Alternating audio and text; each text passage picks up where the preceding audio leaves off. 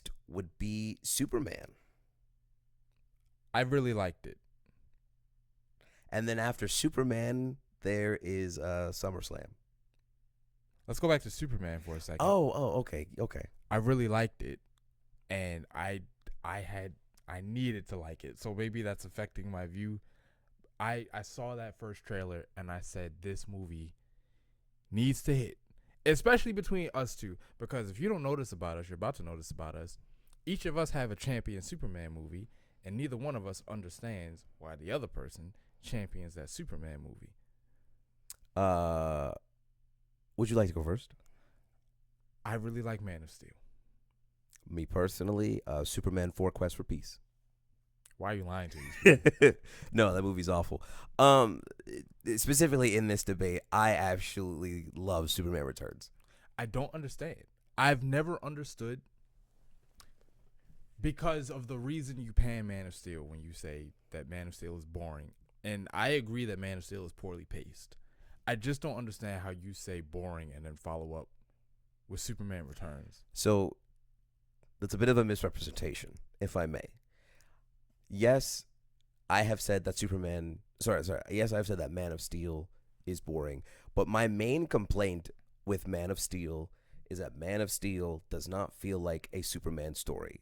What I always say is Man of Steel feels like a Superman story through the lens of a Batman story, in that it's dark, it's gritty, it's brooding, and Superman does not feel like Superman. He feels like what Batman would be if Batman were Superman, but like without all of the stuff that makes him Batman, which I know is kind of talking in circles, but like he just doesn't feel like the Boy Scout. He doesn't feel like the hope, the truth, the justice, the light, the leaps tall buildings in a single bound. He doesn't feel like any of that. He feels very much not like Superman. And he's also really petty. Yeah, I can accept that. I can accept that Man of Steel is the product of the Dark Knight made waves, so we're gonna do that with Superman, and you can't really do that with Superman. So mileage may vary depending on how much that bothers you. The reason I can give Man of Steel a pass is because I do feel like Superman himself is not the maniac that Zack Snyder turned Batman into. Like, I can still see Superman there.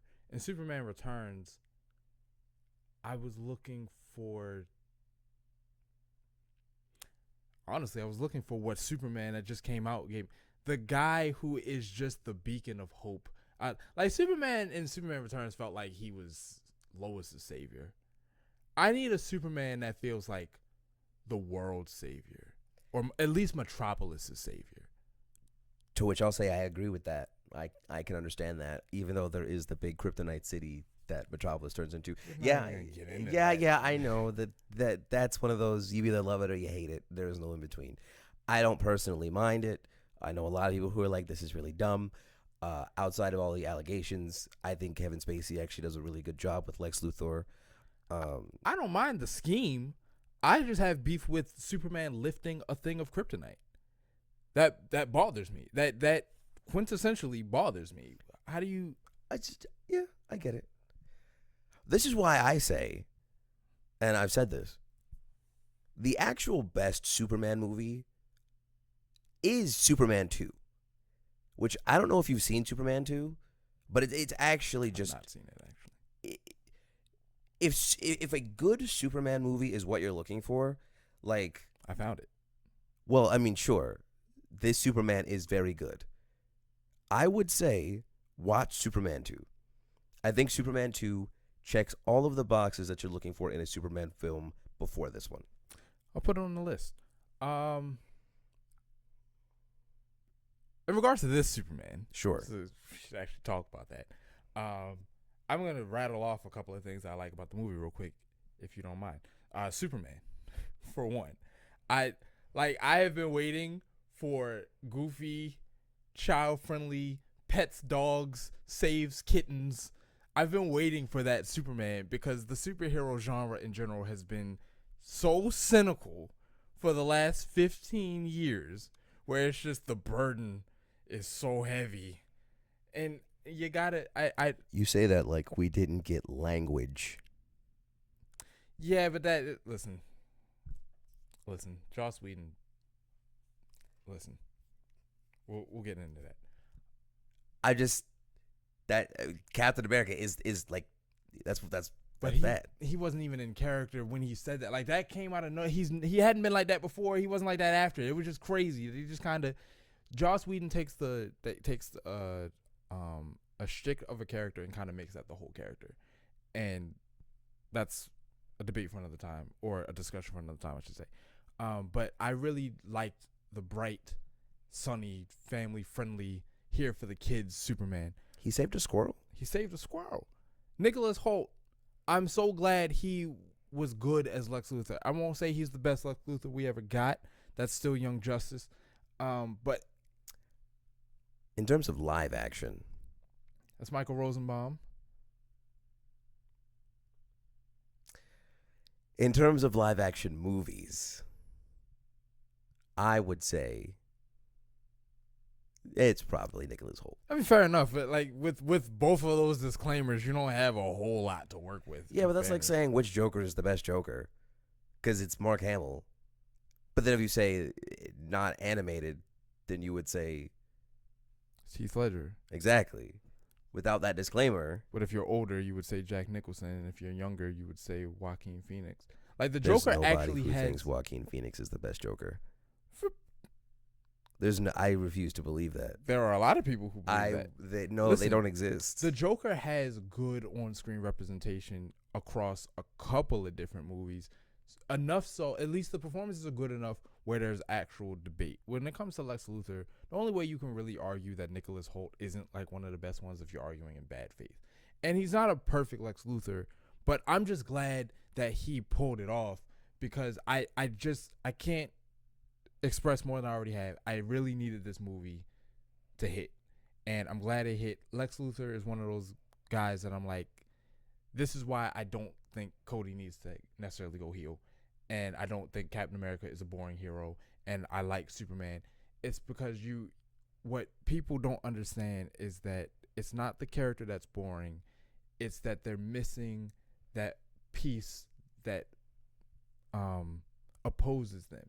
Superman has a very, very strong villain in Lex Luthor. Lex Luthor is one of the greatest villains in all of comic, but he so rarely is represented that way on screen. A lot of times he's just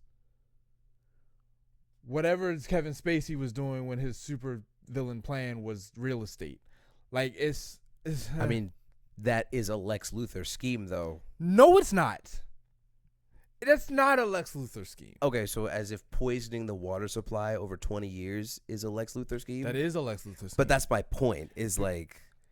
Lex Luthor is not the guy that sits back and laughs at the prospect of billions of people dying just to make a profit.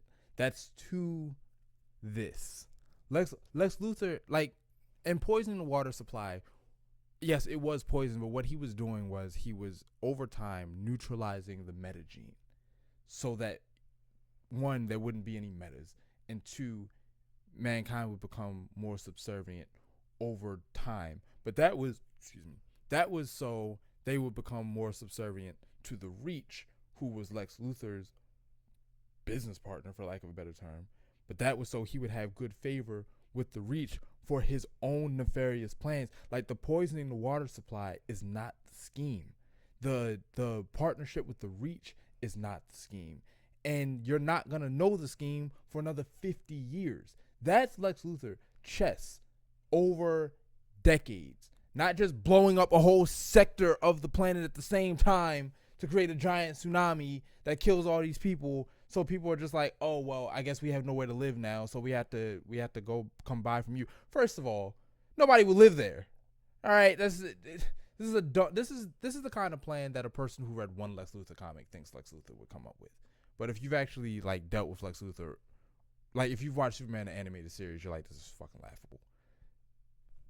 Nicholas Hoult felt more like the Lex Luthor who's planning over a year. Now, I mean, he was dumb petty. He's got like his ex-girlfriend like locked up in another dimension. I'm like, hey, yo, What are we doing here? But Lex Luthor is at his best when he's a hater. That's another component of Lex Luthor, that he hates Superman because Superman is Superman. He doesn't hate Superman for any other reason except that he's not Superman. Superman is invincible, and human beings are squishy. And Lex Luthor can't live with the fact that human beings are squishy. Lex Luthor can't live with the fact no matter how smart he is, no matter how rich he is, no matter how powerful he is, no matter how innovative he is, no matter how whatever he is, he's still squishy. That's his beef. And you in that movie encapsulated that so much, bro. Like when he got exposed, he starts crying. He starts crying. I really like Nicholas Hoult as Lex Luthor, if you hadn't noticed. I'm biased towards Jesse Eisenberg. Why are you lying to these people? He doesn't believe this. Nobody believes that. Nobody. There's not a you want to talk about I don't believe anybody. I don't believe there's a single person who likes Jesse Eisenberg as Lex Luthor. Who likes Jesse Eisenberg in that movie? Maybe. But I refuse to believe that somebody looked at that. Like, you got to cope to like that performance. Jesse Eisenberg played a wonderful Riddler. I agree. But you cannot tell me there's anybody who was like, yeah, checks all the boxes of Lex Luthor. Yep, that's the guy. Wonderful. Best one I've ever seen. Show me those same people like Jared Leto as the Joker. Exactly. Exactly. It's the same camp. It's got to be. It has to be. It's the only way. It's the only way. I actually, side note, I actually did meet quite literally one person who was like, Jared Leto was my favorite Joker, and I'm like, cool, we can't like be friends anymore. What was his justification? Her, because she likes Jared Leto. She liked 30 Seconds to Mars. I guess that's like. I guess that's fair because if you're like, because you're not judging him as the Joker, you're judging your actor, like the guy you like, and you're getting to see a guy you like play a prominent character. So it's probably going to be impossible for you to not like it at that point. I mean, I don't know. It's like if I got to see Manu Bennett play Metal Gear, Solid Snake. If that movie was horrible, I would love Manu as Solid Snake just because. Like, I saw a picture of him with the eye patch, and he was in all black, and I was like, bro, he could actually be Solid Snake. He can't, but he could actually be Solid Snake, and I would love it. I didn't know you liked Metal Gear. I don't. I'm saying, like, I would love him as Solid Snake no matter what, just because I love Manu Bennett. I've never played Metal Gear. So if the movie was garbage, I wouldn't know, unless it's just so garbage that it's garbage, like Mortal Kombat. We'll save that for the upcoming topics. Okay, fair enough. But yeah, it was a nice, friendly movie. Superman did a lot of Superman things. Lex Luthor felt like Lex Luthor. Not crazy about the Justice Gang or whatever he called them in the. Yeah, that's what they're called. But we're at the point where superhero movies, they don't really do just one character anymore. It's kind of antiquated. A lot of characters populate this universe, so we're not gonna keep pretending like they don't. And on the one hand, unless you're Daredevil. And on the one hand, I understand because that's a lot of the complaint for these standalone movies. It's like, well, if the threat is that big, why don't you call homeboy that you got on speed dial? So we're doing that now. And I also like that comic book movies are at the point where they're like, we know that these characters have gotten exposure in other media up until this point. Like Mr. Terrific was on Arrow for a few years. So there's a, the kind of people who are going to go watch Superman have probably seen Arrow. There's a lot of overlap in, between there. So when you put Mr. Terrific in there, it's not like you don't have any idea who that is. Hawk Girl has had her time in media.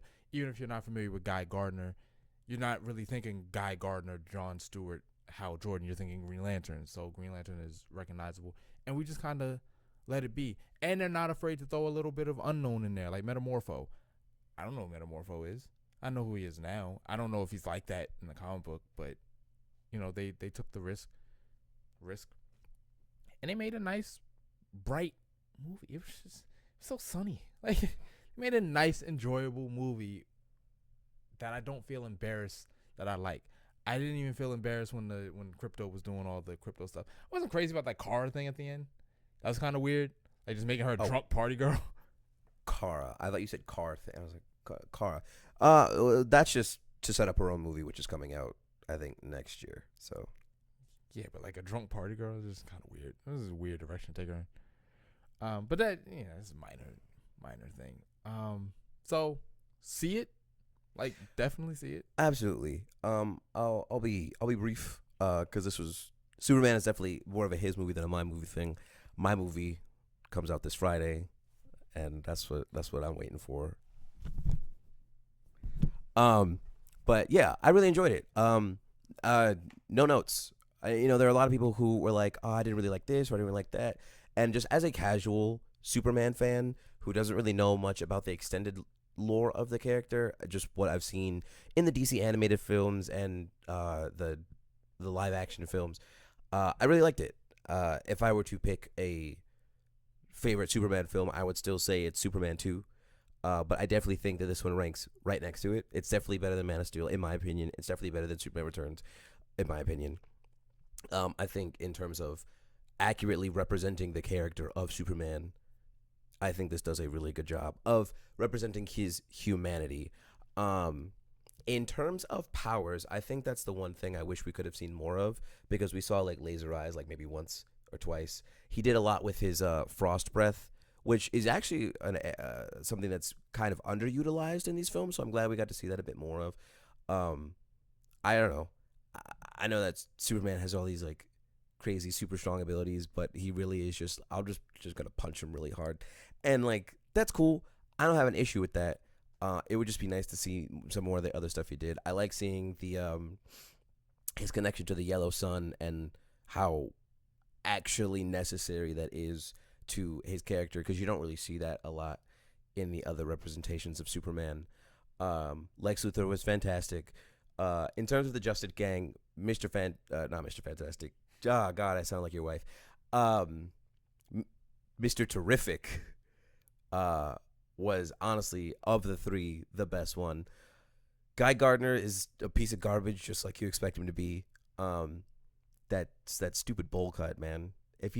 Although buzz cut with the swoop up Guy Gardner isn't any bad. In fact, he's probably worse. So, like define like you're saying he's a bad person. I mean, he was a dick, but I don't know that he was. No. I just Green Lantern is someone who, or the Green Lantern Corps, someone is a group that I know very little about. I just know that Guy Gardner is pretty much the one that is like universally like we could. He's the jock. He's the douche. The frat bro. Guy Gardner is to the Green Lantern Corps as Damian Wayne is to Batman.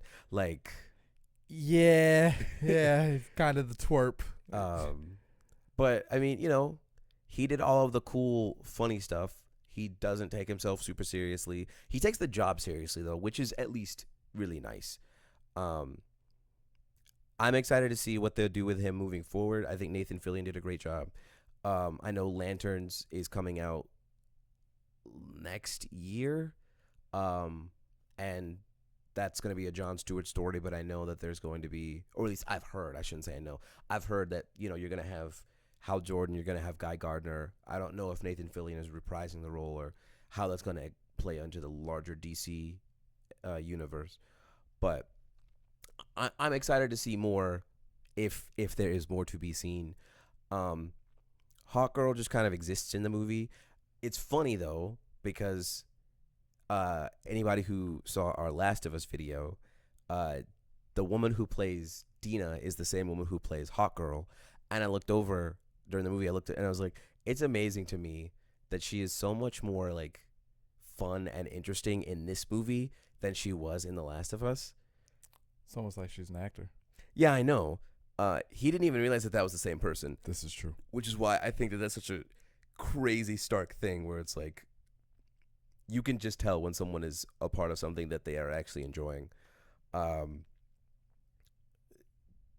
If I were to say that there was something in the movie that I didn't particularly care for, I think Crypto is fun at the beginning.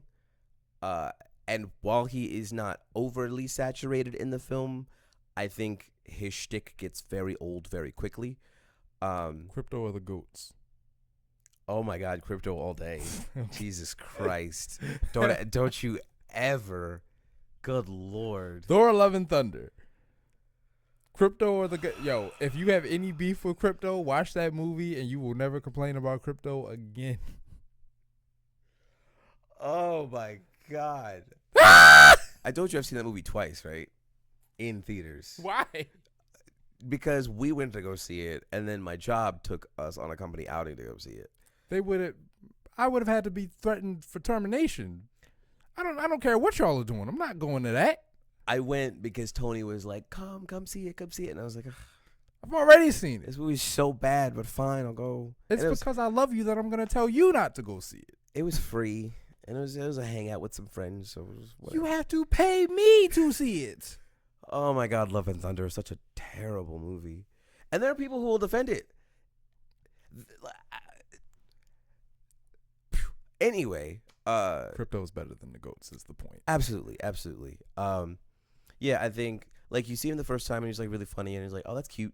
And he actually his words. He actually has a really cool moment where he's at the Fortress of Solitude and it gets invaded and he kind of like we have a Hulk from Avengers.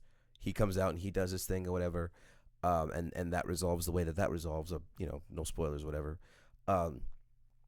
But he is. I don't think you can cut him out of this movie. I don't want it to sound like that. Like he is definitely integral to this movie.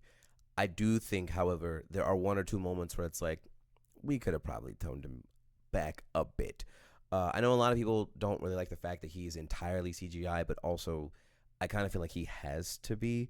Like yes, you could just train dogs to be wild and crazy, but also with what Crypto does and or can do, I think it's insane to complain that he's not a real dog.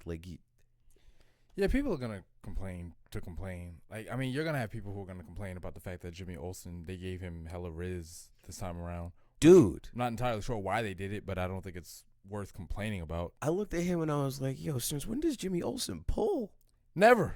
They just when they did Supergirl in the CW, they turned Jimmy Olsen to this big like buff bodybuilder, bald black dude. I was like, yo, this is Michael Jordan. I was like, I mean, it's fine. Jimmy Olsen is one of those characters you can kind of just do whatever with, but it's kind of crazy that they just evolved him into Mac Daddy, and he's been like that ever since. Yeah. Spoiler, no spoiler. Jimmy is actually kind of integral to the plot of taking down Lex Luthor via someone that Lex Luthor is currently seeing, which just means Starfire. That's not confirmed. Listen, that's my theory. I'm sticking to it. I just think it's insane that I don't know, Jimmy. That was hilarious. Something that we didn't touch on that I think we should just briefly before moving on to our final topic is the socio-political message of the movie. A lot of people. I don't want to get into the whole like grifter conversation because that is what it is, and that's just not what we. That's not who we are. That's not what we talk about. But there are a lot of people who were upset with this film because they didn't like some of the socio-political messaging within the movie, specifically the Iranian-Palestinian war and the conversations of aliens within America and so on and so forth. What I'll say to that is I still agree with him. Go see this movie, but know that there are allegories for this, and James Gunn is very in your face about it. To me, I don't think that's a detriment because I think that life imitates art, such as art imitates life, and that you're always going to find parallels from some real world situation in your media and vice versa. But, there is one specific moment closer to the end of the film where you're like, oh, yep, that's it. That's it right there. That is definitely the part that everybody's talking about. If that means something to you, then, hey, now you know it's at the end of the film. If it doesn't mean anything to you, then it doesn't mean anything to you. At the end of the day, I think this is a movie worth seeing. Yeah, I mean, movies have messages. That's nothing new. I was sitting there watching it, and I had already heard that it was political. And for a good portion of the movie, I'm like, I don't understand like what is political about this movie. Um, when it hits, and I think that you could have been a little more subtle about it. That being said, my main problem is not that it's there. This might seem like a subtle, but I think it's a very important difference. My main problem is that there's actually comic precedent for it, and you made something up where you could have just tapped into lore to do the same thing, which would have it would have de-escalated the situation a little bit, in my opinion, because you could stand behind, like, you could have told that story with Corto Maltese, which is a fictional place in the world. You could have done that with Malaysia, North Malaysia and South Malaysia, which I also believe is, I'm not a geography guy, so, but I also believe that's a fictional place in DC Comics. There are stories in the comics where they've done like wars between nations and things like that. They're fictional nations, and you can accomplish the same thing. And for all the guys who are like, "Oh, you made Superman political," you just look them in the eye and you say, "I took that out of comic issue number 416. This is the place where it happened. Blame the original writer. Don't look at me," whatever like that. But by creating two other fictional places that are exclusive to this movie, you're basically saying, yes, I am drawing a direct parallel between this real world conflict that is currently a hot issue, and I'm letting all of you know exactly where I stand with it, which is bold and it's brave, and it's your right to do that. I don't like the idea of inciting people when you don't have to, especially when there's another way to accomplish the same thing in a less aggressive manner. So that's what I would have done. I would have told the exact same story. I just would have put Corto Maltese in there. Other than that, I think the complaining about it is out of place. I think people just want to. I think people just want to complain. You're always gonna have those people. I mean, there are some people who have been rooting against this movie from day one just because it's not Zack Snyder. They want Zack Snyder's Superman back, which, I mean, I understand if you like a person in the role or whatever. Henry Cavill never really got a legitimate run with the character. I mean, he could have done so much more. So I understand if you feel that way, but to root against the next guy, I always liked Manu Bennett. I think I told you this once before. I loved Manu Bennett's reaction when they basically canceled Deathstroke in the Arrow show. They were like, "Hey guys, we're making these movies, so here's a list of characters you can no longer use." And they recast Deathstroke with Joe Manganiello, and Manu was like, they asked Manu how he felt about it because he portrayed Slade in Arrow, and he made this lengthy post, and he was like, "Look, at the end of the day," it's basically somebody said this. At the end of the day, all these characters, it's just your turn to play the character. I had my turn. I did what I could do with it. I enjoyed my time or whatever. Now it's this next guy's turn. And maybe internally he's like, I really wish I could have kept playing the character. I really enjoyed that role.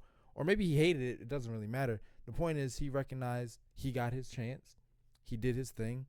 And this character is going to most likely outlive him. They're in 20 years, they're going to do another version of the character. 5 years after that, they're going to do another version of the character.